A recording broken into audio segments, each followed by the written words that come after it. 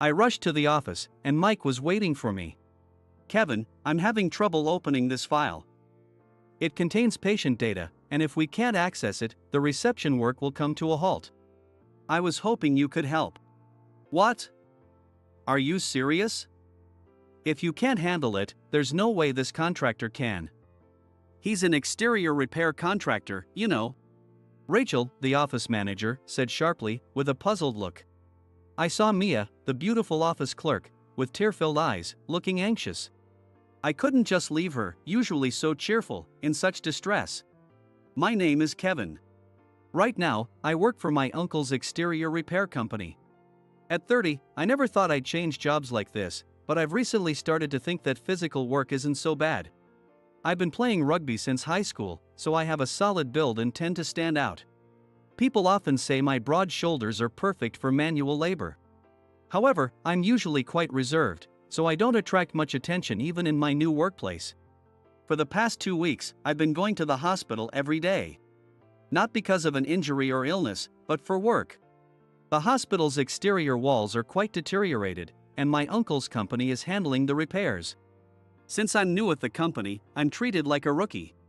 My daily routine includes borrowing armbands and ID cards for all the workers from the hospital office. "Good morning, I'm Kevin from the exterior repair company. Can I get today's armbands and ID cards, please?" The person who always helps me at the office is Mia, a bright and pleasant-looking office clerk. Her large eyes and clear skin make her look like an actress. Her hair, in soft waves, bounces lightly as she walks. Seeing her cheerful face at the start of the day always lifts my spirits and energizes me. "Oh, good morning, Kevin. Just a moment. I'll get them for you." She says this as she quickly retrieves the necessary armbands and cards from a drawer. Meanwhile, I fill out the form with the company name, my name, and the borrowing time, and hand it to her. "It's going to be hot again today. Please make sure everyone stays hydrated." Lately, it's been unusually hot for June, with strong sunlight from the morning. She's always so friendly and kind, even to workers like me. Because of this, going to the office has become a little highlight of my day. Naturally, she's popular with patients, staff, and doctors alike. The men who talk to her obviously have a crush on her, which is clear even from a distance. When I came with my uncle 6 months ago to inspect the repair site, I didn't see her, so she must be a relatively new face at the hospital. One day, when I went to borrow the work ID cards as usual, the office atmosphere was different and unusually chaotic. When I asked what happened, I learned that a spreadsheet file containing patient data couldn't be opened because they didn't know the password. Rachel was furiously scolding Mia. It seemed that Mia was somehow involved in the problem. Rachel was threatening her with dismissal, and she was visibly trembling. Her usual brightness was completely gone, replaced by anxiety and fear. At that moment, a male staff member walked in. But when he saw me, he stopped in his tracks. "Kevin? Is that really you, Kevin?" I was momentarily puzzled by the familiar voice, but then I recognized his face. "Oh, Mike? Wow, it's been a while. Are you working here?" "Yes, I am. I'm the IT guy here." "Oh, sorry. We're in a bit of a crisis right now, so I'll contact you later." "Your contact info hasn't changed, right?" "Yeah, it's still the same. But I'll be here working on the hospital's exterior repairs for a while, so feel free to reach out anytime." He looked puzzled.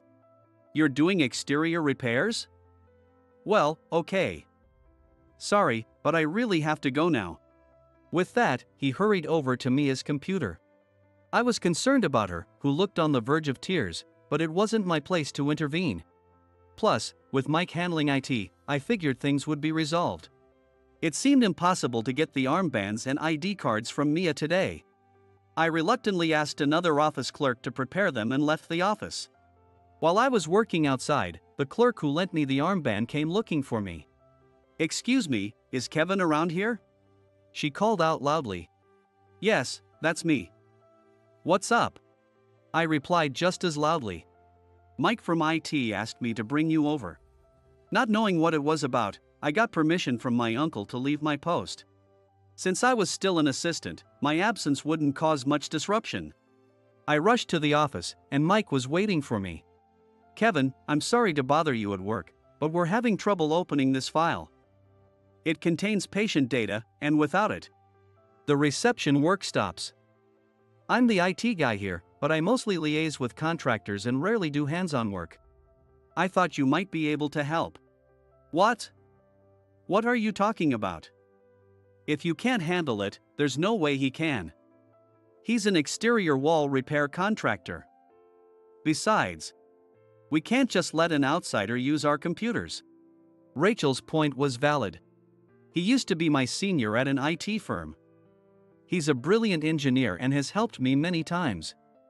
If we can't open this file, the reception work stops. This is an emergency. I'll supervise his work, so please let him try. Kevin, can you help? Looking at the reception area, I saw clerks handling tasks on paper, creating a longer than usual line. Rachel, clearly irritated, responded. All right. But make sure you watch him closely and recover the file. I used to work in IT, but I had been away from that field for a while. However, I decided to lend a hand at the request of a junior colleague. Above all, I couldn't ignore Mia, who was always so cheerful, now looking so troubled. Mike, I'll help if I can. First, let me understand the situation. Why was the password changed, and is there a backup file? I'll explain. Mia said, her face full of anxiety. We update the password monthly for security. I followed the procedure to change it. The backup files are in this folder. I always save them here before changing the password. But when I checked, all the backup files were gone.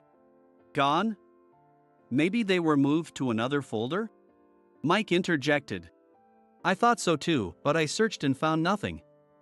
They're not in the recycle bin either. Rachel added, her tone harsh. She must have accidentally deleted them. Who else would do it? Those words made her look like she was about to cry. I asked Mia. Do you have any idea what the new password might be? The passwords are generated using this site, and I write them on a sticky note and keep it in this drawer. It seemed like a primitive method, but many companies probably do the same. Did you check if the new password worked after changing it? Yes, I did. I'm not lying. Seeing her desperately defend herself, I felt like I was interrogating her and started feeling sorry for her. I understood the situation. I tried the password she had changed, its variations in uppercase and lowercase, and the original password, but the file wouldn't open. So, I decided to look up methods and tools online to decrypt the password. There was a sense of tension, mixed with a bit of nostalgia for my old job. A few minutes after running the tool, I successfully decrypted the password. The file's open. Mia, who was watching, exclaimed with shining eyes, "Wow, that's amazing." Thank you so much, Kevin. Mike also expressed his gratitude for my work. Kevin, you're incredible. Thank you. I can't believe you solved it so quickly. You're amazing. The staff around us shared in the joy, and the atmosphere instantly became brighter. Seeing everyone's relieved smiles made me happy as well. I never expected to be thanked so much. But I had doubts about the incident. Why were the backup files deleted? Why didn't the password Mia had confirmed work? Something felt off. I left the office to get back to my work, feeling a bit embarrassed by the grateful send-off from everyone, like I was a hero. That evening, when I went back to the office to return the armbands and ID cards, Mia suddenly spoke to me. Kevin, thank you so much for today. If you don't mind, would you like to grab dinner together? I was surprised and overjoyed by her invitation, pumping my fist in my mind. Honestly, I never expected her to ask me out. Yes, of course. I'd love to. I replied with a smile, though I was a bit nervous. The staff around us briefly glanced our way. Their expressions showing surprise and curiosity, with some even smiling. Noticing this, Mia blushed slightly. We agreed to meet at the hospital entrance. Usually, she wore her office uniform, so I hadn't noticed, but her casual clothes were lovely. A feminine top with stylish jeans. She had the aura of a sophisticated adult woman. In contrast, I was still in my work clothes. She initially suggested a fancy restaurant, but I declined. Dressed like this, they'd probably not let me in. We left the hospital and started walking towards a nearby pub. The town was bathed in the orange glow of sunset. "Are you familiar with this area?" she asked. "Well, it's alright. I know a few good bars, and the one we're going to today has great fish," I replied, sharing some local anecdotes with her. Most of them were things I had learned from my uncle. "I see. I'm still getting used to this area." As we walked, I noticed a fresh, floral scent coming from her. Was it a floral perfume? It made being near her even more pleasant. At the same time, I worried about smelling sweaty after a day's work. I discreetly checked my clothes. "Is something wrong, Kevin?" "I was just worried I might smell sweaty." She laughed softly. "I think you're the first guy I've met who's concerned about his smell." "Don't worry, you don't smell." Her kindness was clear, but I couldn't help wondering if she was just being polite. Dinner was at a local pub. A place my uncle often took me. The pub was small and had a relaxed atmosphere. We sat at a corner table, lightly clinking our beer glasses together. "Cheers," we said, taking a sip and starting to chat. We began with proper introductions. "Her name is Mia. She's 28, 2 years younger than me." She asked me to speak casually, so I did. I noticed her phone on the table, displaying a stunning nature photo. "That photo is amazing. Where did you take it?" I asked, intrigued. "Oh, I took this at the top of a mountain I visited last month during my break." "I love photography, especially capturing nature," she replied, beaming. "Wow, I also enjoy photography. I often go hiking and take landscape photos." I didn't expect us to have that in common. Mia, excited, suggested, "Then we should go on a photo shoot together next time." Her words made my heart skip a beat. Could this be a date invitation? But then I thought, maybe it's just a group outing with other photography enthusiasts. Not wanting to jump to conclusions, I replied calmly, "That sounds great. I'd love to. We can learn about each other's styles and have some fun." Our conversation flowed as we shared photos. While I was scrolling through my phone, Mia stopped me. "Wait, that photo is beautiful." Our fingers brushed against each other. It might have been nothing to her, but it made my heart race. We had planned to have a quick meal, but we ended up talking for 3 hours. The pub gradually quieted down, with occasional bursts of laughter breaking the tranquility. "Thank you so much for today. As a token of my appreciation for solving the issue, let me cover the bill," Mia said, pulling out her purse. "No, I'll pay today. I had a great time, and I want to go out with you again. Next time, I'll be in casual clothes and won't smell sweaty." She laughed softly. "Alright, next time it's my treat. I'll find a nice place you'll enjoy," she agreed. Her smile warmed my heart, and I felt a sense of relief. We walked back, talking about our next photo outing. On the way home, her smile and voice kept replaying in my mind, making my heart race. These feelings were clearly more than just friendship. I was becoming very aware of my growing attraction to her. The next day, whenever I went to the office, our conversations naturally increased. We talked about work, hobbies, and everyday events. I started looking forward to my visits to the office even more. When the exterior repairs at the hospital were completed, it was my last day visiting. I mustered the courage to ask Mia to exchange social media contacts to stay in touch. "Mia, would you like to be friends on social media? I'd love to share more about photography and other things with you." She smiled brightly. "Of course, I'd love that. I'd like to talk more with you and hear about your photography." Her positive response was a huge relief. However, despite exchanging contacts, I found myself unsure of what to message her.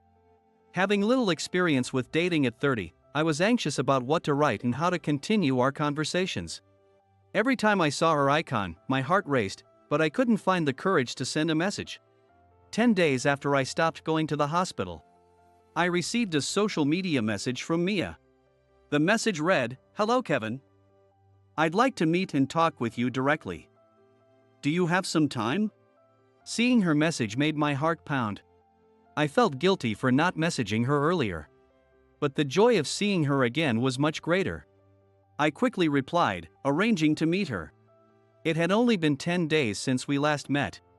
But I was nervous. Meeting her in a different place from the hospital added to my nerves. When she arrived at the cafe, we exchanged smiles. Her usual bright smile helped me relax. "Hi, Kevin. How have you been?" She started the conversation in a friendly tone as soon as we sat down. We chatted about our recent activities and how we'd been spending our days.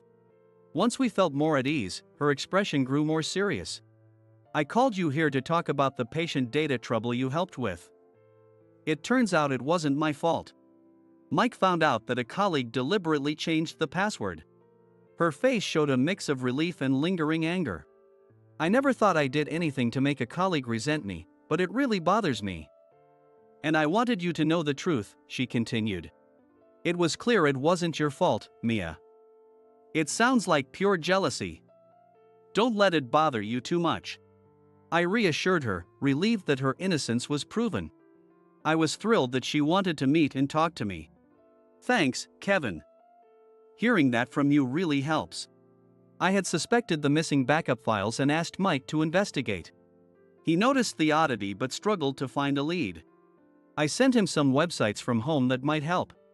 He quickly began investigating, checking computer operation logs and the hospital security system records. He told me about a colleague of Mia's who had set her up. This colleague had a crush on a popular doctor at the hospital and didn't like that the doctor had started showing interest in the newly hired Mia. Out of jealousy, she caused the data trouble to get Mia into trouble. The culprit had a few years of experience working in IT. So she knew how to use shared computers without leaving identifiable login records and how to permanently delete backup files. This colleague, who was just as attractive as Mia, felt overshadowed by her arrival and wanted to drive her out. Mike worked on verifying the investigation and coordinating with the parties involved. The incident of making important hospital files inaccessible was taken very seriously. Although it took time to coordinate with everyone involved, the truth eventually came to light, and the colleague responsible was dismissed. When Mia thanked me at the cafe, her face lit up. In that moment, I found her absolutely adorable. Her smile was so bright that I thought, I have to confess my feelings. My heart pounded. Nervously, I said, "Mia, I need to tell you something. I've realized that I really like you. These past days without seeing you have felt empty. Your smile and voice mean a lot to me.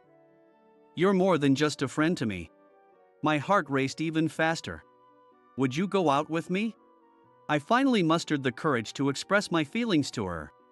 She looked surprised for a moment but then smiled gently. "I thought you disliked me since you didn't send any messages." Taking a breath, she added, "Yes, I like you too, Kevin. I'd love to go out with you." Her acceptance transformed the moment into the best one ever. All my anxiety and tension melted away, replaced by immense happiness. "I'm sorry about the messages. I just couldn't find the courage." I felt a bit embarrassed, but I apologized honestly.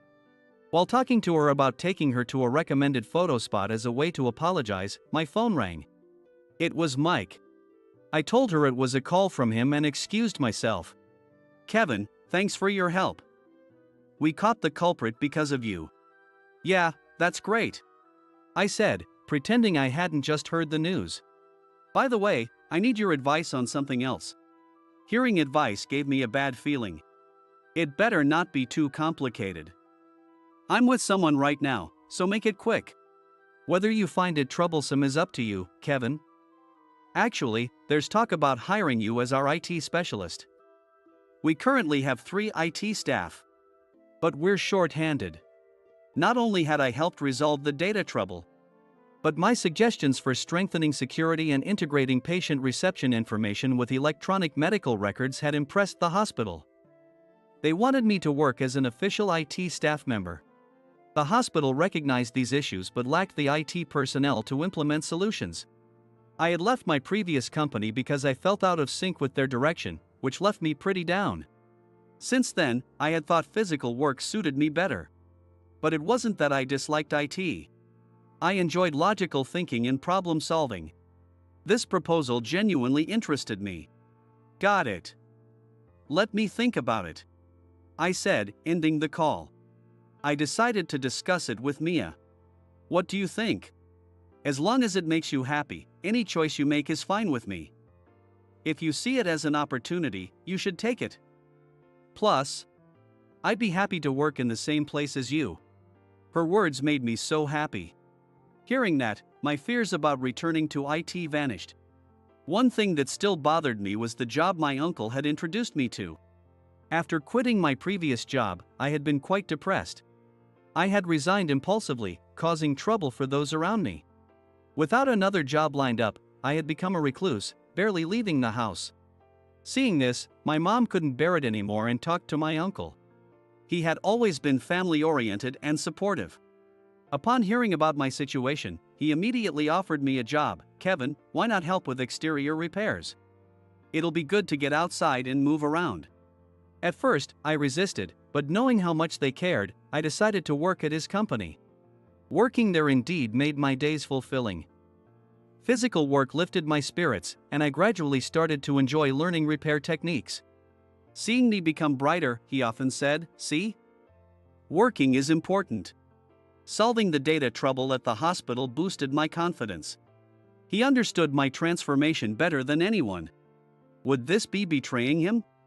The next day, I went to see my uncle before work started. It was rare for me to approach him directly. He quickly sensed that I wanted to talk and listen to me. "If moving forward makes you happy, that's what matters most. Exterior repair work is important, but your happiness is paramount," he said, encouraging me warmly. His support meant more than I could express. I decided to pursue my IT career again. Oddly, this decision felt like a fresh start, and I was excited. Time flew by as Mia and I started dating. Getting to know each other deeply, we felt a bond beyond just being lovers. Naturally, this led to marriage. Married life turned out to be even happier and more fulfilling than I had imagined. We often enjoyed photography together, a passion we both shared. Next year, we'll have a child. Now, we dream of hiking and taking photos with our child. My name is Mark.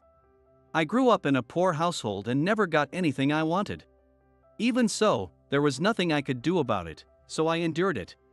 But, at my parents' request, I started working right after middle school to support the family. To be honest, I still don't know why my family didn't have any money. Even as an adult, I can't understand why we were so poor. I want to know, but whenever I ask, the question is brushed off. When I started working after middle school, I asked seriously, but I never got a clear answer. Why is our family so poor? All my friends have more money. None of my friends are working after middle school. Don't worry about that. Just do what you're told. Of course, we feel sorry for you. I don't mind working, but I want to know why. Otherwise, I can't stay motivated. There are some reasons we can't tell you. We're truly sorry for that, but we need you to work. I don't understand why you have to hide it. People ask me why I'm working so hard at my age. I see, you can't answer them, so you want to know from us. But we can't tell you. The more you hide it, the more curious I get. I'll keep working, so just tell me the truth. We appreciate you working after middle school, but we can't tell you the reason. Do I have to work my whole life without knowing? I don't want to work without a reason. Why do I have to do this? We'll tell you when you're older. Until then, please just keep working. We're very grateful. If you really are grateful, then tell me. Why do I have to endure this? Fine, I'll wait until I'm older. In the end, even now as an adult, I haven't gotten the answer. I can only guess, but I think my family had some debt. I was probably made to work to pay it off. I didn't understand as a child, but now I can grasp it a bit. If my parents had told me it was for debt, I would have refused. Because no matter how much I worked, it wouldn't benefit me. When I told my school that I was working after middle school, I was teased a lot. I still remember it vividly and think about it sometimes. Mark, you're going to work right after middle school, right? I knew you were poor, but working after middle school means you must be really poor. I don't want to work, but I have to help my parents. If I don't, my family will struggle. Being born into a family like that, you have no luck, Mark. An elite like me will go to college. You're just a middle school graduate. So you would stay dumb. I've decided to live my life this way. There's no point in making excuses. I don't know what will happen, but I'll enjoy it as much as I can. You don't have to act tough. Deep down, you must envy me. Sorry, my family is just too rich. Of course, I envy you, Jake. I love studying and want to go to college, but I can't because of my family's situation. Being born poor must be really tough. I'm glad I don't have to go through that. I can live doing whatever I want. Stop rubbing it in. I know your family is rich, and I know you're going to college. What, listening to rich talk makes you sick? Sorry about that. Jake always looked down on my poor family. But it was true, so I couldn't say anything back. His family had always been rich and never struggled. Because of that, he always looked down on us. I hated it, so I wanted to know the reason, but my parents never told me. Despite being teased, I started working after middle school. On graduation day, as I was leaving alone, Jake and a beautiful classmate named Sarah talked to me. We're going to the same high school. It's affiliated with a college, so we'll be together there too. Hard to imagine for a middle school grad like you, huh? That's great. Going to the same high school and college sounds fun. You're lucky. You must be jealous. Did you want to go to high school with the beautiful Sarah? Blame your poor parents. You don't have to say that. Jake, you were just lucky to be born into a rich family. How can you be so arrogant? Sarah, you secretly think he is too poor, don't you? You should be honest. I don't think that at all. I wasn't born rich either, and I understand how he feels. Thanks for the sympathy, Sarah. It means a lot. Have lots of fun in high school and college. Don't say such lonely things. You might not go to high school or college, but you can still hang out, right? Will you still hang out with someone like me after graduation? I thought you'd cut ties. I'd love it if you invited me. Even though I'm not going to high school. Of course, I'll invite you to hang out. It doesn't matter when you start working. So even if I'm in high school, I'll still invite you to hang out. She was a really kind person and always treated everyone nicely. She never looked down on me for being poor and always treated me as an equal. I was always grateful to her for that. I remember these moments clearly. Even though she wasn't poor, she always shielded me from being picked on too much. Without her, Jake's taunts would have affected me more deeply. So even as an adult, I am immensely grateful to Sarah. But Jake didn't like seeing her defend me. Every time she did, he would say even nastier things. Why are you defending him so much? Do you have some special feelings for him? It's not that. I just feel sorry for him being picked on, so I stand up for him. Thanks for always being on my side, Sarah. Because of you, I made it through middle school. Jake's the one in the wrong for saying such things. It's childish to insult someone in middle school. Why do I have to be insulted?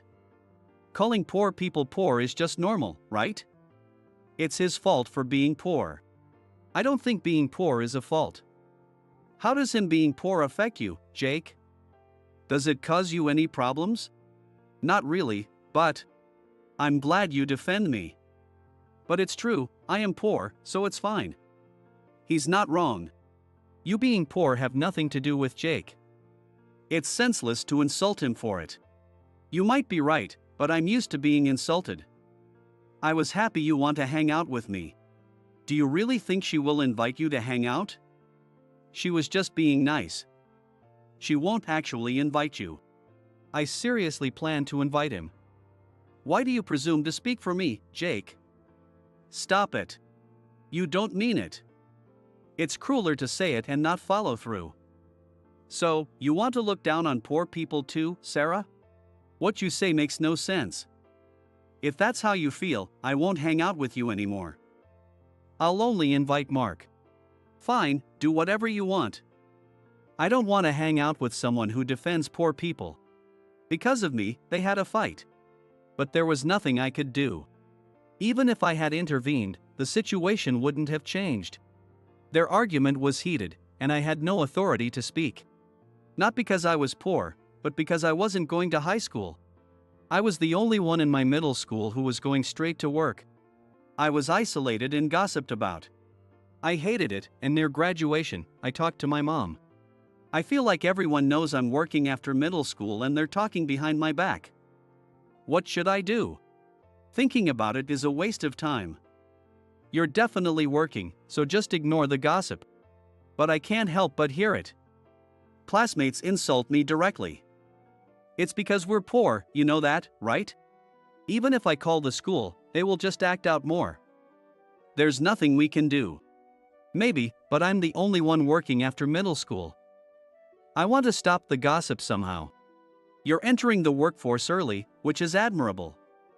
Education isn't everything, so don't worry. I've kept it a secret, but I want to go to high school and college too.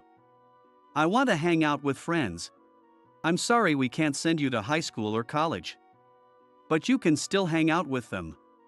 Treasure those friendships. If I hadn't been born into this family, I'd have a happier life. Why was I born here? I thought you were happy being born into this family because you never said otherwise. I don't always think that, but when I'm gossiped about, I wonder why I was born into this family. When I said that, Mom went quiet. She knew I was struggling and couldn't argue back. If she had, I might have rebelled. But seeing her expression, I knew I wasn't abandoned, so I resolved to work hard for my family. So I graduated from middle school and entered the workforce immediately. Now, I'm living alone, away from my parents' house. One day, out of the blue, I got a call from Sarah. I'm sorry for calling suddenly, Mark. I'm not the organizer, but I had your number, so I decided to call. No problem at all. You mentioned an organizer, what's that about? Is there a reunion or something? I thought I sent an invitation to your parents' house, but maybe you didn't get it. There's a class reunion in our hometown in 2 months. Oh, I had no idea. I've moved out and live on my own now, so I must have missed the invitation. Your invitation was probably sent to your parents' place. Since you didn't respond, I decided to call you.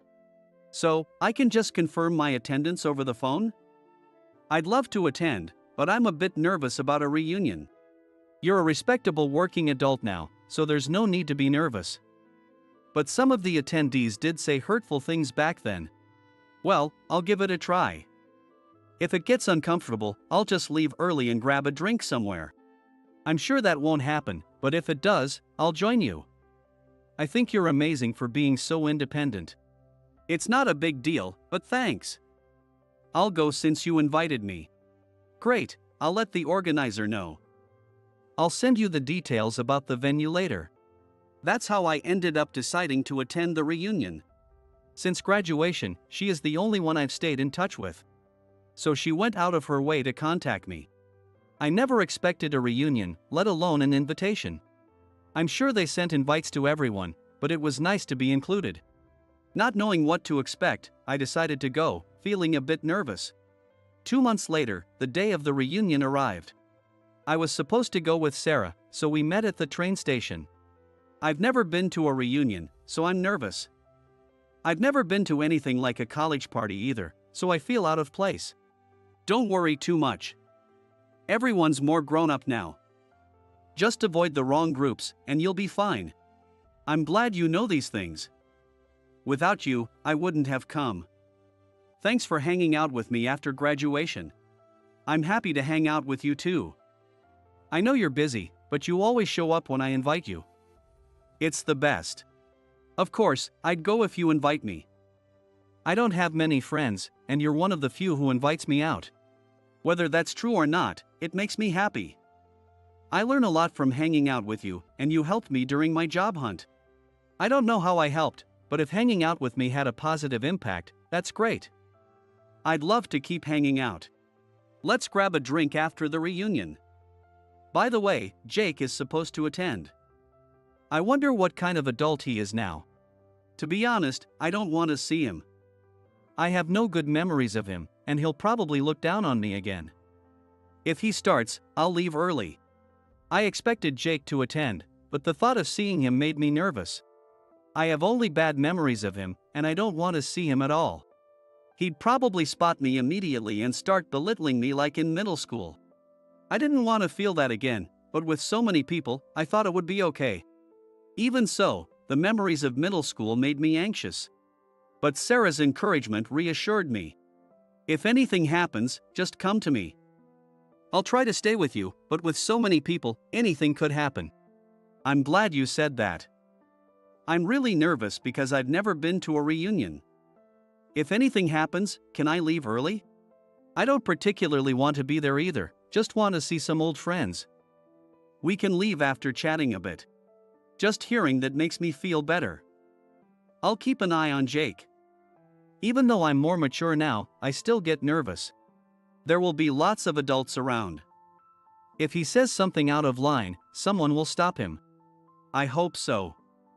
Memories of middle school keep coming back. I just want it to go smoothly. So, feeling nervous, I arrived at the reunion venue. The place was already buzzing with lots of people, and some were quite drunk. After asking around, I found out they had started early because many arrived ahead of time. At least Jake wasn't there yet, so I could relax and enjoy myself. But I stayed on guard, unsure when he would show up. About an hour into drinking with everyone, he arrived, late because of work. Seeing him unchanged from our school days, memories flooded back, making me sweat. Hey everyone, you were waiting for me, right? It wouldn't be a party without a superstar like me. Let's have a great time tonight. What makes you so arrogant? You haven't changed at all since middle school. I didn't think you'd still be the same. What a thing to say right off the bat. You might not know this, Sarah, but I'm now the top earner at a top company. So don't underestimate me. Even if you're the top earner at a top company, we're just middle school classmates, so it doesn't change how I interact with you. Fine, whatever. I've got business with that poor guy over there. Meeting him is the real reason I came. As he said this, he slowly walked over to me. It seemed he had something to say to me. I had no idea what it could be. But one thing was for sure, it wouldn't be anything good. Given his arrogant introduction, he was probably going to brag about himself. As I was thinking that, Jake, with a smug grin, stood before me. Long time no see, poor boy. You're still wearing cheap clothes. Years have passed since middle school, but you haven't changed a bit. It doesn't matter what I wear. So, what do you want with me? Well, I've become a top earner at a prestigious company since then. I make more money than you could ever dream of. That's great for you. But why tell me? I don't really care. You're just jealous, aren't you? Admit it. Being poor is tough, right? Sure, being born poor wasn't great, but it doesn't bother me as much now. I cared more back in school. You must still be hung up on it. You're probably stuck in a low-paying job since you only have a middle school education. If you'd been born into a rich family, things would be different. He continued to look down on me. His reason for approaching me was to belittle me. As Sarah said, he hadn't changed since middle school. He flaunted his privileged life and looked down on others. It seemed like some of our classmates were laughing along with him. They were probably the ones who gossiped about me back then, still laughing now. But I've grown up, and such things don't bother me as much anymore. While I was thinking that, Sarah came to my rescue. Let's get out of here, Mark. This place is a waste of time. Let's go somewhere else and have a drink. The atmosphere here is ruining the taste of the alcohol. Sorry for making you feel that way. I'll treat you to the next place. Let's go find somewhere else to drink. You're not going anywhere. How about we all go to his place for the next round? Why would we go to my place? Aren't there usually planned venues for the after party? It makes no sense to come to my place. I want to see a poor person's home. Although, I bet it's an old, shabby apartment compared to my home. Fine, you can come over. But is everyone okay with moving the after party to my place? You're probably not happy about it, right? Your place is probably too small to fit everyone. Don't make us suffer. I don't know what you consider suffering, but I'm fine with it. I sometimes have drinks at home, so I have some alcohol. I don't want to drink your cheap liquor. I'll bring the alcohol. By the way, I live in a brand new apartment. Jake started showing everyone pictures of his apartment. It seemed he was really a top earner and lived in a nice place for someone in their 20s. While having everyone over was inconvenient, arguing was more trouble, so I agreed. Everyone kept making derogatory comments on the way to my place. They assumed I lived in a shabby, small apartment and planned to laugh when they saw it. Actually, they started booking a second after-party venue. We arrived in front of my building. I moved recently and live here now. I don't know where everyone else lives, but sorry if it feels small. Wait a minute, you live here? Stop joking. You're supposed to live in a shack, right? My childhood home was old, but I moved out and live here alone. It's close to work and very convenient. Why are you talking like this is true? There's no way a poor guy like you lives here. This is a prime location tower apartment. It might be rare for someone living alone, but I love the view, so I live here. The long elevator rides are annoying, though. Stop acting like you live here. Even if you moved out, you must be in some rundown apartment. Show us your real home. Jake couldn't believe I lived in a luxury tower apartment. In middle school, I wore old, hand-me-down clothes, so it was understandable. But now, I work hard and pay my own rent. As I was about to lead them into my home to prove my point, Sarah couldn't hold back any longer and stepped forward. Jake, you might not know this, but he has worked incredibly hard since graduating middle school and is now a successful entrepreneur. Mark, an entrepreneur? He didn't even go to high school. There's no way he could do that. Everyone seems to be laughing, so I guess no one believes it. Here's the website of his company, by the way. Sure, his name is listed as the CEO, but anyone can make a website like this. You are just trying to fool me. Even after she explained it, you still don't believe it, Jake? Fine. Let's go to my place then. With that, I led them into the tower apartment and opened the door to my unit. My last name was clearly written on the doorplate, making it undeniable. Jake's face turned pale with shock. After all, the person he had looked down on was now a successful entrepreneur living in a luxury apartment. He had been so smug, but now he was silent. He couldn't process the reality. Now, do you believe me? If you still don't, you're welcome to visit my office. No way a poor guy could afford a place like this. And seeing your name on the doorplate, you really are a successful entrepreneur. Jake, you've always looked down on him, but he never gave up and worked hard. Now he's shining as a successful entrepreneur. I'm embarrassed to admit it, but being looked down on by you pushed me to work even harder. So, because we insulted you, you grew in defiance? I can't believe I was surpassed by you. After all the insults, to be outdone by the person you belittled, that's truly pathetic. I never thought this would happen. I was so sure I'd never lose to Mark. How did he achieve so much? Thanks to the success of my business, I was able to renovate my parents' old house. They were so grateful and happy. Jake always boasted about his parents' achievements, but Mark has done something truly admirable. He persevered and succeeded despite his circumstances. The person I looked down on has succeeded. In middle school, he seemed so incapable. Who could have predicted this? If you hadn't looked down on anyone, you wouldn't be so devastated now. It must be painful to see the person you insulted succeed, right? With her words, Jake fell silent and left the apartment. It seemed she had hit the nail on the head. Ashamed, he had fled. I've never seen him like that. But I'm glad you could show him up, Mark. It makes me happy too. Thanks for always being there for me, Sarah. I wouldn't have come this far without you. After graduating middle school, I initially worked at a regular company but couldn't fit in, so I went independent. Mentored by successful entrepreneurs, I gradually grew my business. A few years after going independent, I sold my first company. Using the proceeds, I started a new company and built my wealth. Thanks to this, I could repay my parents and live happily. Had I not been born to my parents, I might have remained just an employee, so I'm grateful to them. From now on, I won't let my lack of formal education hold me back. I'll keep moving forward.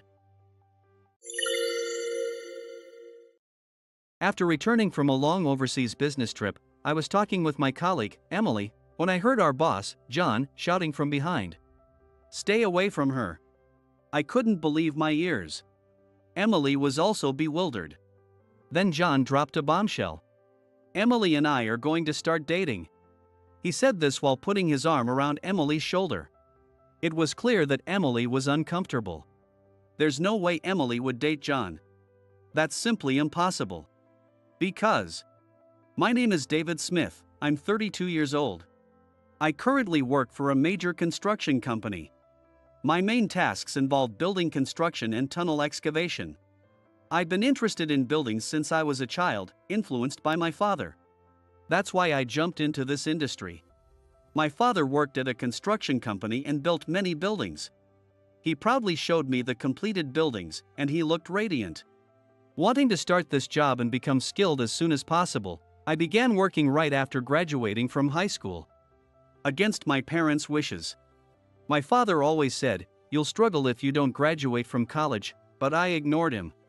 I had an unfounded confidence that as long as I was motivated, I'd be fine without a degree. But later, I would come to realize that my father was not entirely wrong. After joining a well-known construction company in my hometown, I worked energetically as an apprentice. I did everything I could and actively studied. Though I never liked studying, I could do anything related to my beloved construction work. My bosses and colleagues were kind, and I quickly gained skills. Then, a turning point came. A few years after I started working, I received a transfer notice from the head office. In this company, there is a mandatory transfer every few years to better understand the company. Though I was prepared, I was stunned when I saw the paper from the head office. I was being transferred to the sales department at the head office. Could someone like me, who had always worked on site, handle sales? I was extremely anxious. And my fears would come true. On my first day in the sales department, I walked into the office with nervous steps. It had been a while since I wore a suit, so my movements were awkward. Then, a beautiful woman appeared in front of me. "You're David, right?" "I'm Emily, and I'll be your mentor from today." "Nice to meet you." Emily said this and guided me to my desk.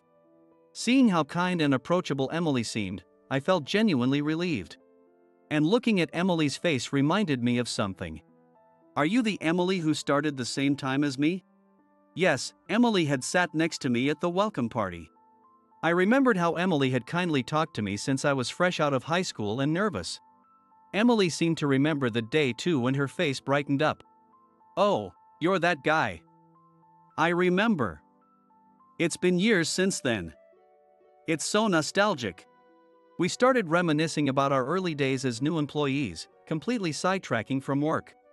But then, a loud voice interrupted us from behind. "Chatting right after a transfer? You've got some nerve. I heard you were a high school graduate from the field. But I didn't expect you to look so incompetent." Stop distracting Emily from her work. John was inexplicably furious with me. I couldn't understand why I was being scolded so harshly. What did he mean by saying, I looked incompetent because I graduated high school? Emily immediately came to my defense. "David is my peer, and we were just catching up. I plan to have him shadow me on sales calls so he can gradually learn the job. With his field experience, he'll adapt quickly." Hearing this, John laughed. "Emily, you were peers with this high school graduate? Don't worry. I'll assign a different mentor to him." I was shocked. This was the first time I truly understood what my father meant about struggling without a college degree. Emily looked displeased and unsatisfied with John's decision.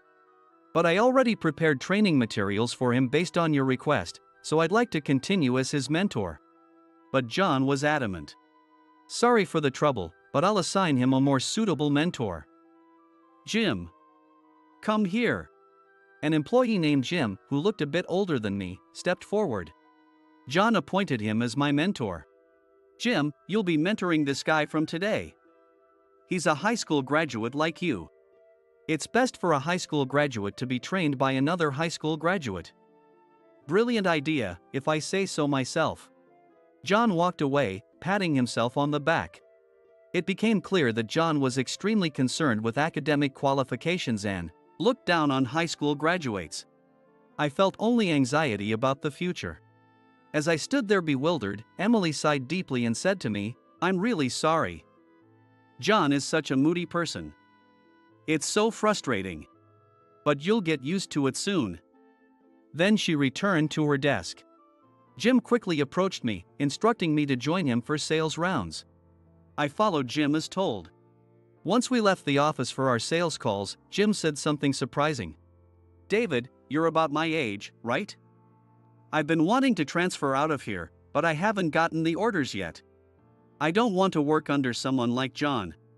Jim sighed deeply. It's natural not to want to work under someone as arrogant as John. Trying to console Jim, I said, "I understand how you feel.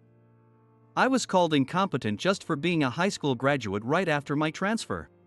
I'm worried about how things will go from here." But Jim's expression didn't brighten. Then he revealed something shocking.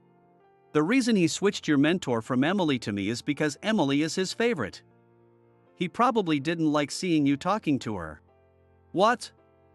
He changed my mentor just because of that?" Jim continued. "Yeah. The sales department is John's domain. In the past, he transferred male employees rumored to be close to Emily. That's the kind of person he is." I was speechless. It's one thing for John to have feelings for Emily, who's much younger than him, but it's absurd for him to be jealous of other employees. I felt completely stunned. I had no confidence in my ability to work here without issues. For now, I followed Jim on his sales calls, taking notes on everything I needed to learn. I will learn my job quickly so that John won't say anything to me. I swore this in my heart. But when we returned to the office after the sales rounds, the atmosphere was unusually noisy. In the midst of my curiosity, I saw Emily approaching. I glanced over at John. Sure enough, John was watching Emily closely, just as Jim had said. It was evident that John had feelings for Emily. "John suddenly decided to wrap up work early today and have a welcome party for you. You're coming, right? Wrapping up work early for a welcome party." I appreciated the gesture, but I wondered if it was really okay to leave work early. I was sure John just wanted an excuse to go drinking with Emily. I was certain of that. Jim seemed to have the same thought and looked exasperated. "I'm glad they're having a party for me. I'll definitely join," I said, making Emily happy. Then, I returned to my desk to finish up some work before the party. Following Jim's instructions, I was working on preparing some materials. At 5 p.m., the office started heading to the designated pub. Emily got ready to leave and came over to my desk. "David, let's go." Though Emily invited me, I wanted to finish a bit more work first. "I'll be there soon. Please go ahead without me," I said, continuing my work. Emily, seeing my situation, said, "All right, I'll go ahead," and headed to the pub. Jim stayed with me, so I hurried to finish my work. Just as I was making progress, John came over to my desk. He dumped a pile of documents in front of me. Jim and I were both stunned. "These documents need to be sorted by tomorrow. You guys can come to the welcome party after finishing this."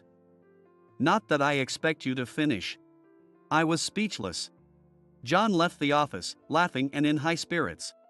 Jim was shaking with anger. John planned this from the beginning. This is all John's work. It's infuriating. I upset Jim because of my actions. Missing the welcome party bothered me less than that. I apologized to Jim profusely. "I'm sorry for this. I'll handle it alone, so please go to the welcome party." But Jim picked up some of the documents and started working on his computer. "A party without you wouldn't be any fun. Besides, I don't want to drink with someone like John." He said that and smiled. I was deeply grateful to Jim. After several hours, we had finished about half of the work. I went to the vending machine to get Jim a cup of coffee. I decided that, since there wasn't much left, I would finish the rest alone and let Jim go home. Just as I was about to return to the office, I heard a voice behind me. "You're still here. Everyone's waiting for you at the party." It was Emily. Apparently, John hadn't told everyone that Jim and I were still working. Is the welcome party already over? I asked, puzzled. Emily looked visibly annoyed. I slipped out because I didn't want to deal with a drunk John. I could understand that. Hearing Emily's words, I couldn't help but grimace. Seeing my expression, Emily asked me with concern. Do you have so much work on your first day that you need to stay late? I couldn't lie to Emily, so I told her everything about John dumping his work on me. Emily's eyes widened in shock. What? I had no idea. I'm so sorry, I didn't know. Emily looked genuinely upset. This isn't your fault, so don't feel bad. But Emily shook her head. John ruined your welcome party. I'll help you finish this quickly, and then we can have a proper welcome party together. Emily rushed back to the office. Inside, Jim was furiously working on the documents without a break. He was surprised but pleased to see Emily joining the effort. Together, we worked hard and managed to finish the work. We decided to have my welcome party at a different bar, far from where John and the others were. Jim, freed from the work, chugged his beer in one go. Even Emily joined him, drinking her beer down. I really want to get back at John someday, Jim shouted. Emily also vented her frustrations. Ever since John became our boss, I've been having nightmares every day. He keeps messaging me for no reason. It's unbearable. I was stunned. John was bothering Emily even outside of work. No wonder she was having nightmares. Jim, hearing Emily, gave her some advice. Emily, you're beautiful and graceful, so you're very popular among the male employees. John especially likes you. He might be trying to make you his girlfriend. Be careful. Emily shuddered. No way. That's insane. She downed another beer. Despite the short time, we had a fun welcome party. We promised to go out again and exchanged contact information before leaving the bar. As we stepped out, I felt a chill run down my spine. John was standing right in front of us. What are you doing here? And with Emily. We all turned pale. Emily quickly tried to defuse the situation. We just ran into each other and decided to have a meal together. But John, already drunk, wasn't convinced and started shouting. How dare you meet behind my back? And drinking with Emily without my permission. You'll pay for this. Jim and I were speechless. Why would we need John's permission to drink with Emily? It made no sense. John, you're drunk. Let's just go home, Emily said, trying to calm him down. Despite her earlier dislike for John, Emily was willing to leave with him for our sake. John happily walked beside her, grinning like a fool. I was too stunned to speak, realizing just how foolish he was. The next day, I trudged to the office with a heavy heart. After yesterday's events, I had no idea what John might say. I braced myself for the worst. Sure enough, as soon as John arrived, he made a point of walking past me and loudly said, "Having a high school graduate here drags everyone's morale down. It's really awful." John constantly made snide remarks about Jim and me. Just because he graduated from an elite college didn't give him the right to look down on others. But I ignored John and kept working. If I quit now, I would be giving him exactly his wish. Despite enduring John's relentless belittling, I persevered. As the days went by and the toll on my mental and physical health grew, a rumor began circulating in the office. It was a rumor that Emily and I were dating. Since exchanging contact information, Emily and I had been frequently meeting up to vent about John, and some colleagues had seen us together. I knew this would cause trouble if it reached John's ears. But it was already too late.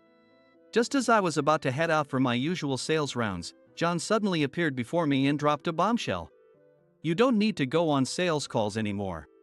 "Ha?" Seeing my confusion, John looked smug.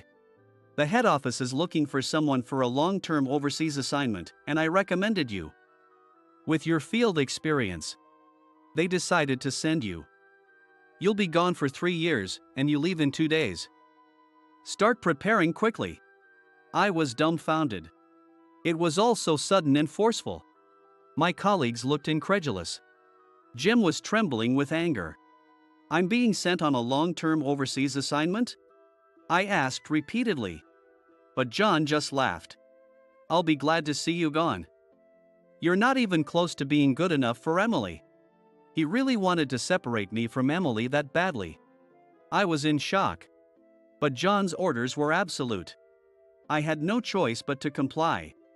Back at my desk, I started packing my things. Seeing this, Emily rushed over to me. This is too cruel. I'll talk to John for you. She tried to go to John, but I stopped her. I couldn't let Emily get dragged into this. And so, I departed for overseas. The overseas assignment allowed me to use my experience and improve my skills, making it a valuable opportunity. What was supposed to be a 3-year stint turned into 4 years before I knew it. As I was working on site as usual, I received a phone call. It was from the main office in the US. I was instructed to return to the head office next week. I was finally going back to the US. I felt a surge of excitement at the thought of returning home. The day arrived, and after a long journey, I landed in the US. I headed straight to the office to greet everyone. The main office hasn't changed at all since I last visited. The same scenery greeted me as when I left for my long overseas assignment, which somehow felt reassuring. As I walked down the familiar hallway, I heard a voice call out from behind. I turned around to see Emily standing there. "Welcome back, David." I felt a bit nervous seeing Emily again after so long. "Jim has been eagerly waiting for your return too." Knowing that everyone had been waiting for me made me happy. As I was having a pleasant conversation with Emily, a sudden shout came from behind me. "Don't you dare mess with my girl just after coming back." I couldn't believe my ears. What on earth was he talking about? Emily also looked confused, staring at John. "What are you saying? Emily isn't your girlfriend. You shouldn't talk like that in front of a female colleague." When I said that, John glared at me. Then he said something unbelievable. "Emily and I are going to start dating." "Who do you think you are to talk to a department head like that?" John put his arm around Emily's shoulder. Emily pushed him away, saying, "John, stop it. I don't like you at all." "What? Emily, you do like me, right?" Despite Emily's clear rejection, John wouldn't accept it. Just then, a loud laugh came from behind me. It was Jim. "John, you should stop harassing Emily." "Shut up. This has nothing to do with you. Why are you interfering?" John's loud voice attracted a crowd in the hallway. Everyone watched in shock as John made a scene. Then suddenly, the hallway fell silent. Someone pushed through the crowd and addressed John. "What's all this commotion, John?" The president, Mr. Johnson, looked at John curiously. Then, noticing me, he smiled. "David, you're back. Emily missed you so much. Finally, after 2 years of marriage, you can live together properly." "Dad, please stop saying that in front of everyone." Emily blushed, her face turning bright red. Sorry. I just got excited seeing how happy you are." "Well, see you later," Mr. Johnson said, heading into the conference room. John looked bewildered. "What? Married for 2 years? Emily is the president's daughter?" John was completely confused. I decided to tell him the truth. "I thought you knew, John. Emily is Mr. Johnson's daughter and my wife." "What?" John looked stunned. Jim laughed again. "That's why I told you to stop bothering Emily," Jim said. John stared at me in disbelief, so I showed him the matching wedding ring on my left hand. Finally understanding the situation, John left the scene, looking dejected. The gathered crowd started clapping, congratulating us. The truth was, Emily and I had gotten married 2 years ago during my time overseas. When the rumors about us dating started, we were already a couple. Emily always listened to me and supported me through tough times. I wouldn't have made it through without her. I proposed to Emily while I was still overseas because I wanted to be with her even more. I discovered Emily was the president's daughter when I came back to the US briefly and met her parents. I was shocked when Mr. Johnson came out of the house. He kindly welcomed me and quickly approved our marriage, believing I could make Emily happy. Emily didn't want people to know she was the president's daughter, so we only told our closest friend, Jim, about our marriage. That's why John didn't know. While I was on the overseas assignment, Emily and I kept in close contact, eagerly looking forward to the day we could live together. Finally, the day had come, and I was overjoyed at the thought. As I entered the sales department office, chatting with Emily and Jim to catch up on lost time, I saw John, who looked incredibly angry. He couldn't accept that Emily was now with me. His face was contorted with rage, red as a beet. Seeing me enter the office, he immediately shouted at me. "Someone like you, a mere high school graduate, doesn't belong in this sales department. Why did you come back? You should have stayed overseas forever." Here we go again. I had anticipated this reaction when I told him about marrying Emily. But hearing John's harsh words after so long was tough. If I argued back, it would only escalate things. I bit my lip and endured it. However, John, angered by my silence, hurled even more hurtful words at me. "Oh, there's another long-term overseas assignment opening up. David, why don't you take it?" "Yeah, let's do that." What was he saying? I had just returned.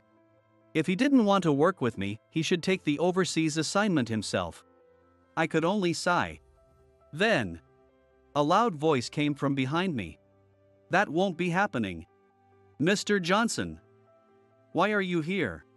The person who shouted behind me was Mr. Johnson. It seemed Mr. Johnson had been listening to John all the time. John starts to get upset. "This is my company. I can be wherever I want. Do you always belittle David like this?" Mr. Johnson was clearly angry. "No, it was just a joke. This is the first time I said something like that. Right, David?" John tried to get me to back him up. Did he really think I would support him? I would never do that. I told Mr. Johnson the truth. John always calls me and Jim useless high school graduates. I've gotten used to it by now.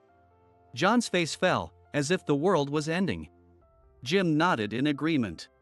Just earlier, Emily also told me about John's true nature. I couldn't believe it, so I decided to check on the sales department. And this is what I found. "John, you don't understand anything. David is about to become someone you should never treat this way." "What do you mean?" John and everyone else listened intently to Mr. Johnson's every word. Even I was anxious to hear what he would say. Mr. Johnson finally spoke. "David, you are just like your father, ambitious and dedicated to this company. I believe you can handle this company when I step down. I want to retire soon." Everyone watched in stunned silence. John was too shocked to speak. "Will you become the president of this company?" Mr. Johnson looked at me with a serious gaze. "Me, the president?" Even though I married Mr. Johnson's daughter, making me president seemed far-fetched. Then, the sales department door opened again, and the vice president, Mr. Anderson, entered. David will surely lead this company to great heights. He had a stellar reputation during his overseas assignment. He'll do just fine. My father confidently recommended me. I felt a surge of warmth at his unexpected praise. "Thank you, Dad."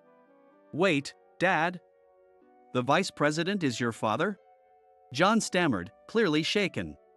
There was another secret I had kept from everyone. The vice president of this company was indeed my father. He and Mr. Johnson had founded this company from the ground up. Mr. Johnson and my father worked tirelessly to grow this company from nothing. I kept this a secret because I didn't want to be seen as benefiting from nepotism. Having decided to join the company straight out of high school, I wanted to carve out my own future on my own merits. My father shared this sentiment and hadn't even disclosed our relationship to Mr. Johnson. When I found out, I was so shocked I nearly fell over. When I introduced Emily to my parents before our wedding, my father was overjoyed and moved to tears. He believed that I could make Emily happy. Ignoring John, I shook hands firmly with Mr. Johnson. "I will work hard to uplift this company and make Emily happy." As I said this, the sales department erupted in warm applause. "I'm relieved to hear that. Now I can retire peacefully," Mr. Johnson said. On the other hand, John looked pale and stunned. David as the president of this company? This can't be happening. I must be dreaming. John muttered, collapsing to his knees. Mr. Johnson then dealt John a further blow. You have been harsh on David and Jim. There are many employees who joined this company straight out of high school. With you as their superior, more employees will suffer. You are demoted as of today. John looked at Mr. Johnson with desperate eyes. Demoted? But I've worked so hard.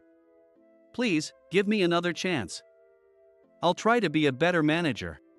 Jim, who had been quietly listening, raised his voice. Someone who looked down on us, as incompetent high school graduates can't suddenly become a good manager. Start over from scratch. Mr. Johnson nodded in agreement. Unfortunately, I agree. People don't change that quickly. Reflect on your past actions. John hung his head and began to cry. None of our colleagues went over to comfort him. As Mr. Johnson decreed, John was demoted and transferred. He kept begging Mr. Johnson to reconsider, but to no avail. Eventually, John was sent to a branch office in a remote location, where he continued to cause problems by looking down on high school graduates. Mr. Johnson then ordered John to be transferred to a subsidiary company. But John's pride was too great, and he chose to resign. Now, no one knows where John is or what he's doing. It's a result of his own actions, for never valuing his subordinates. As for me, I am now happily living in the US with Emily. After being apart for so long, I am determined to make up for lost time and build a happy family. I also aspire to become a respected president that all employees want to follow. Excuse me, are you? The emaciated woman was brought to the hospital where I work. When I heard her story, nostalgic memories flooded back. Could this person be? No, but... As the woman continued speaking, I nervously addressed her. My name is Ryan. In my 30s, I'm currently a doctor, seeing patients every day. Although the daily efforts to help the community can be tough, my life is very fulfilling. Now recognized as a renowned doctor, I've had to overcome many hardships to get here. When I was 7, my father died in a disaster. My mother, suddenly losing the family's breadwinner, worked herself to death, following my father. With no relatives to turn to, I ended up in an orphanage. There were many children like me without families or abandoned by their parents. At first, the drastic change from my previous life made me withdrawn from people. Why did my father and mother leave me behind? My mind was filled with such pessimistic thoughts, and I would always sit alone in the corner of the room, feeling down. What changed me were the kind staff and other children. Ryan, you don't have a mom and dad, right? A younger girl approached and asked. She probably had her own reasons for being in the orphanage. Yeah, that's right. I see, me too. I don't have any family left. When I answered, the girl looked sad. Seeing her so alone, I found myself speaking up without thinking. Then from now on, I'll be your big brother. Really? I'm so happy. Seeing her face light up, I felt like I truly gained a sister. Being an only child, I had always longed for siblings. After that, taking care of the other children as if they were my siblings, I found myself feeling more positive. But those children were gradually adopted. A few months later, the girl who talked to me also left with a foster family, smiling. She'll probably live in a warm family from now on. I supported their happy futures while feeling lonely myself. I also wanted to be needed by a family. But no one ever adopted me. Several years later, I was in high school, focusing on part-time jobs and studying instead of joining clubs. In my situation, leisurely joining a club wasn't an option. Ideally, I wanted to work after middle school to avoid burdening the orphanage. But the staff encouraged me to at least finish high school, telling me about scholarships available for high school students. Attending high school changed my life significantly. Being in a different environment from my hometown friends helped me grow as a person. My classmates were very different from those in middle school, for better or worse. Since the high school was a college prep school, part-time jobs were not allowed. However, the teachers understood my situation and made an exception for me. I found a high-paying but tough job, and not working wasn't an option. as I worked and studied until I was exhausted every day. The staff often checked on me. "Ryan, are you okay? Don't overwork yourself." "Yes. Thank you for your concern." Each time, I felt both grateful and apologetic. The staff at the orphanage had been kind to me from the moment I arrived, and I was truly grateful for that. That's why I worked hard in high school and at my part-time jobs, to repay the kindness I had received. After finishing high school, I went on to college. After graduating from college, I aimed to go to medical school to pursue a career in healthcare. It was my high school mentor who guided me on this path. At first, I was hesitant because I thought I couldn't afford medical school, but Mr. Smith persuaded me passionately. He pointed out that despite working tough jobs, my grades were excellent, and he encouraged me to pursue my talents. The truth is, my father had died from injuries sustained in the disaster. Because of that, I grew up wondering if I could have saved my father's life if I had been a doctor. I dreamed of becoming a doctor to help people suffering from accidents and disasters, to prevent more children from experiencing the sorrow I did. However, the cost of college alone was daunting, and the thought of medical school tuition was overwhelming. So I had given up on the idea of pursuing medicine from the start. But Mr. Smith researched and found local universities with scholarship programs and medical schools that recently announced full tuition waivers. These programs offered various special benefits for academically talented and financially struggling students, such as tuition waivers and scholarships. Encouraged by the idea that I might qualify, I felt my heart swell with hope. "Thank you. I'll do my best." Thus, I resolved to become a doctor and, after intense studying, I was accepted. I was also selected as a special scholarship student, starting my journey toward my dream of becoming a doctor. However, even with tuition covered, I still needed to earn money for living expenses. So, I started working part-time as soon as I enrolled, trying to save as much as possible. I found a high-paying but tough job and worked tirelessly, sacrificing my free time. Balancing work and studies was extremely challenging, but maintaining good grades and proper conduct was essential to keep my scholarship. Therefore, I made sure to keep up my studies and never let my grades slip. As a result, I managed to save some money, graduated top of my class, and entered medical school, only to find myself immediately immersed in clinical training. Experiencing team-based medical care with patients, their families, and fellow doctors made the reality of becoming a doctor sink in. Clinical training was tough, but the thought of becoming a doctor filled me with joy, and I enjoyed encouraging each other with my classmates. After graduating from medical school and obtaining my medical license, I began my 2-year residency. This was essentially a training period for doctors. And the daily grind often made me question the joy and fulfillment I once felt during clinical training. There was so much to learn, and the demanding environment, often influenced by the mood of senior doctors, was incredibly stressful. The environment was so challenging that I sometimes thought about quitting. In such moments, I remembered the encouraging words from the orphanage staff. Even as a resident, I would visit the orphanage when I could. The staff always greeted me warmly, saying, "How are things going? Don't overdo it, keep up the good work." Their support was a real source of strength for me. Being a resident is tough. "Are you okay? You're not overdoing it?" "Yes, it's tough, but I'm managing." "You don't look well, are you eating properly? You've always been so serious and overworked yourself since you were little." No matter how much I reassured them, they seemed to understand my condition and personality perfectly. I smiled to mask my feelings, appreciating their long-standing support. But as time went on, I became truly exhausted. One day, lying on a bench by the hospital's back entrance, a stranger approached me.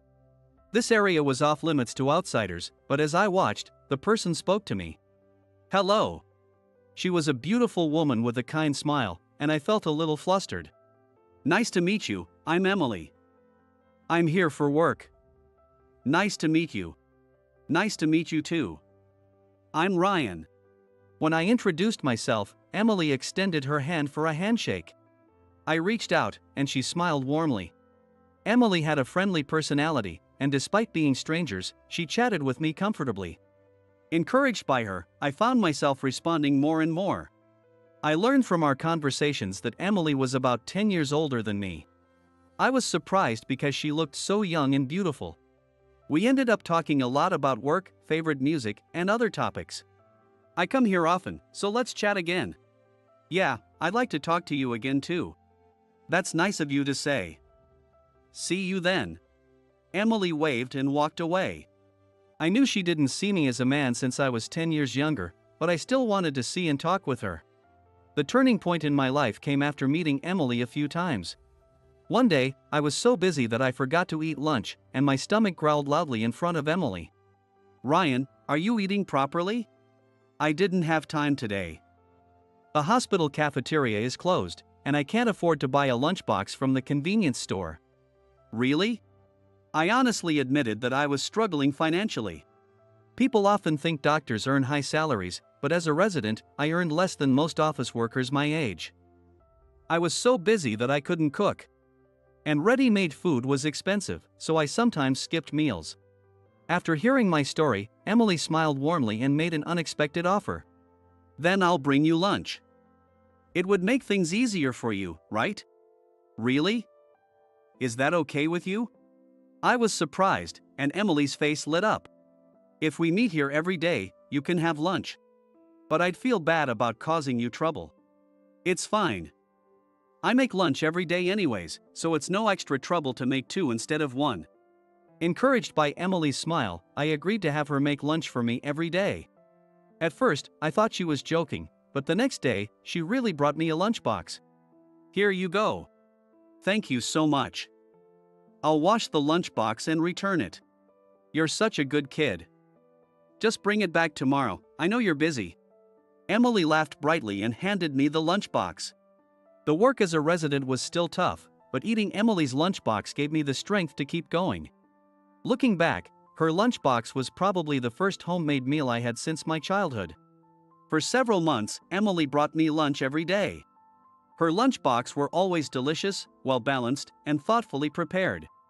If someone asked if I liked Emily, I couldn't deny it. However, I knew she didn't see me as a man, so I didn't ask for more. But our relationship abruptly ended. One day, Emily called me out of the blue. "I'm sorry, but I can't bring you lunch anymore starting tomorrow." I was surprised and worried about what happened to her, but I didn't think it was my place to pry. I told Emily, "Thank you for everything. Let me repay you someday," before hanging up the phone, but after that, she never appeared at the hospital again. When I asked the hospital staff, they only said the contractor had changed. I tried calling Emily, but I never got through.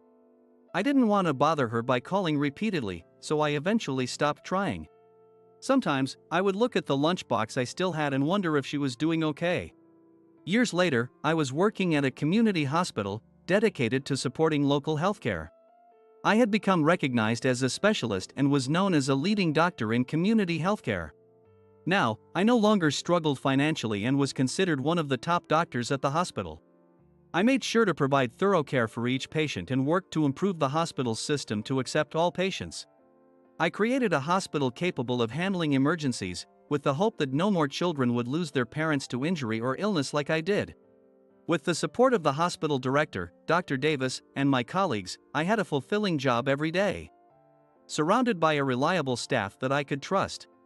Although I remained single, I had no regrets. Years had passed since Emily's sudden disappearance, and yet I still had no idea where she was. I never forgot about her, not for a single day. Emily's smile and lunchbox had kept me going during my toughest times. I tried searching for her many times, but each attempt ended in disappointment. No matter how grateful I was, to Emily, I was just an acquaintance. Even consulting the police led nowhere, as I had no legal standing. In the end, 25 years passed without a trace of Emily, but I couldn't stop thinking about her. One day, while working at the hospital, I was contemplating dinner as I saw my last few patients for the day. There were fewer patients than usual, and the staff on day shift were already cleaning up. What should I eat tonight?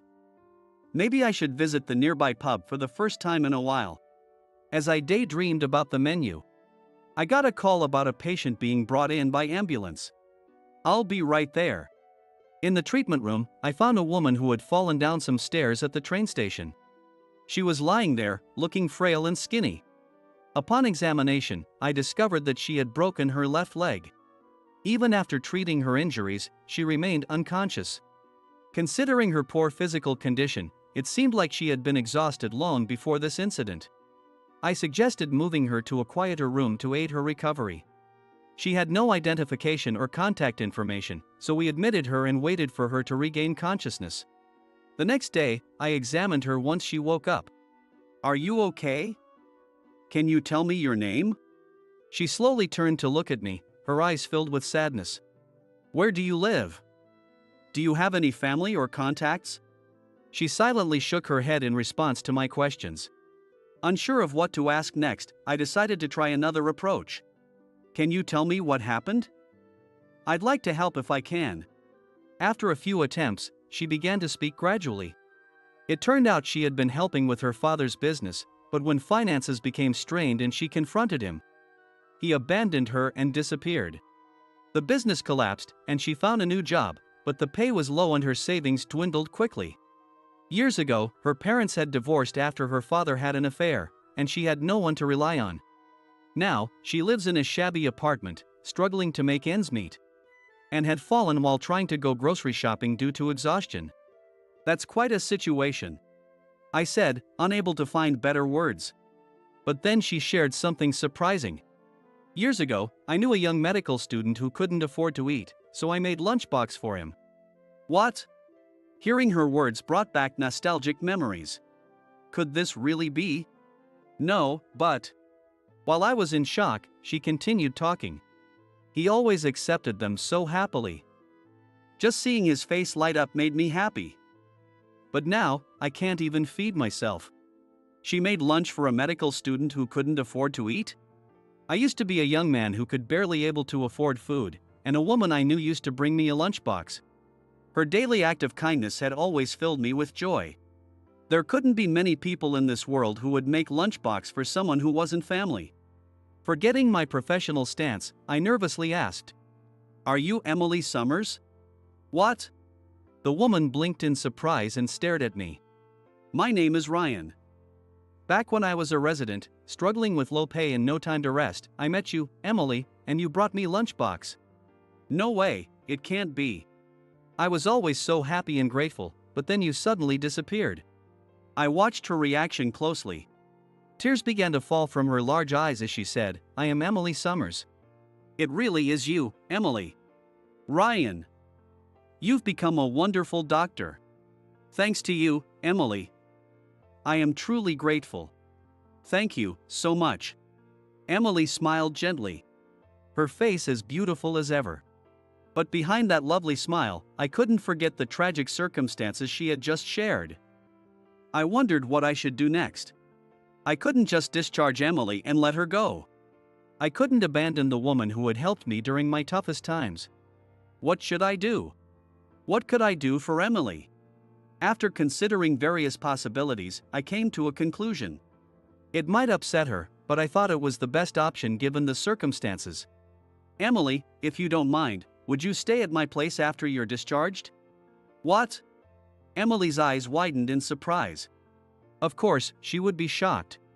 The man she once gave lunchbox to. And now he was asking her to live with him. "I'm a doctor now and financially stable. If you don't want to, I won't force you, but I'm worried about you. I think things might get worse if you continue as you are." I spoke honestly about my concerns. Emily looked down, contemplating, and after a while, she murmured, "Would it be okay for someone like me to live with you? I want you to live with me. You helped me back then, and now it's my turn to help you. Then, I'll take you up on your offer." "Great." Seeing Emily's shy smile, I felt a deep sense of relief. I wanted to make up for all the hardship she had endured. As soon as she was discharged, I brought her to my home. Years have passed since that surprising reunion. Emily still lives with me, and she looks happy. Her once skinny body is now healthy and her expressions are much brighter. Emily often thanks me. And it's become a habit for me to thank her in return. When we got used to living together, I asked her a question that had been on my mind. "By the way, why did you bring me lunchbox? It must have been difficult to do that every day." Emily then shared something surprising. "You reminded me of my brother. It turned out that Emily had a much younger brother, and they were separated when their parents divorced. He went with their mother. They had been close siblings, and she often made meals for her hungry brother. Seeing me, a boy of similar age struggling and hungry, she couldn't just stand by. So she decided to bring me lunchboxes, something she could do to help. I see. He was a wonderful brother. Knowing a boy your age was hungry, I just couldn't ignore it. Hearing Emily's response, I thought once again how kind she was. Glad I asked. I had one more question. Why did you suddenly stop coming to the hospital? At that time, my father disappeared. I had to close down his business and contact all the clients, so I was overwhelmed. I see. Even in such a tough situation, you still contacted me. Thank you so much. I thanked Emily again. Memories flooded back, and tears welled up in my eyes. Emily gently hugged me. Emily has continued to live with me since then. We are neither lovers nor spouses, but living with Emily makes me genuinely happy. Though unspoken, I hope she feels the same way. I hope we can stay together forever. With that thought, I continue my work at the hospital today,